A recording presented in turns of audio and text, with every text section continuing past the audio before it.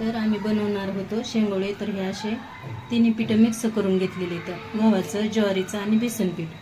तर ह्यामध्ये साहित्य टाकलेलं आहे कोथिंबीर, जिरी, ओवा आणि मीठ, हिरवी मिरची हे साहित्य टाकून खूप छान असे सारे शेंगोळे बनवून घेतलेले आहेत.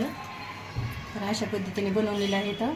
तर आता हे उकडून घ्यायचेत ना, उकडून घ्यायचे. तर हे असं तेल टाकून हे आदन ठेवलेलं आहे. तर हे उकळी चांगली आली का ना, उकळी छान आली अशा, मग ह्या आदनामध्ये टाकून घ्यायचे असे सुट्टे सुट्टे. त्या पद्धतीने सगळे असे टाकून घ्यायचे.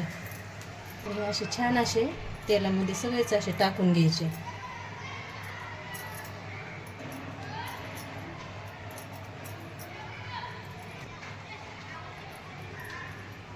तर हे छान असे सुट्टे सुट्टे सगळे टाकून घेतलेले आहेत. तर एकावर एक नाही टाकायचे शिजाईमुळं.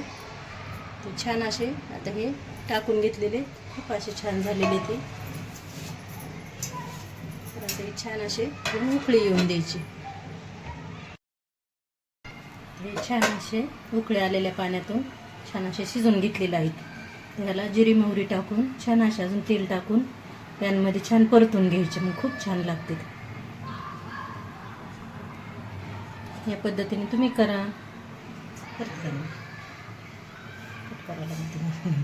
तर हे आता हे दुसरे केलेले ना, एक गाणं काढून घेतलंय, हे दुसरा उकळी याला ठेवलं होतं, आता हे टाकून घेतलेलं आहे.